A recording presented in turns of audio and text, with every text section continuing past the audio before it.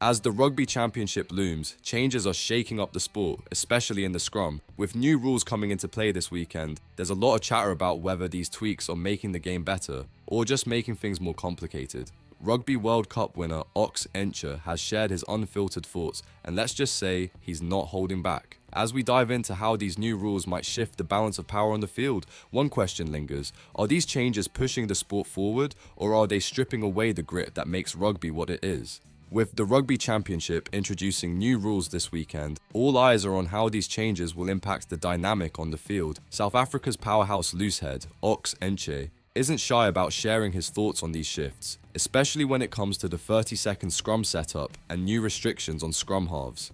Nche made it clear in a recent media briefing that these changes aren't about depowering the scrums, but rather they're demanding more from the forward pack.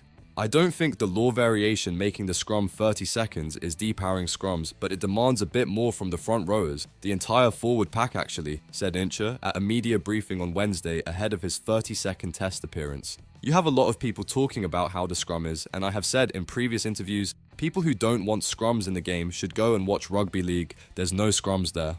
In this, they have adapted well, making the scrum a little bit quicker, making sure that for you to come and deliver your trade to show the world what you are really good at as a tight forward, then you have to meet the fitness requirements, make sure you set quickly, make sure the game just keeps on flowing and you don't have guys milking, slowing the ball down just because they are at a disadvantage or anything. It's actually beneficial, but it requires a bit more from the forwards. The teams that will adapt quickest to the variations are the ones that are going to do well, really. He also touched on the need for teams to adapt quickly to these variations, hinting that those who do will dominate the field. According to Nche, the Springboks are already ahead of the curve. We looked at all our scrums even before these slight law changes, and we always play way before 30 seconds, so it shouldn't be a problem for us. What do you think, fans? Are these rule changes a step in the right direction, or are they tampering with the essence of the game we love?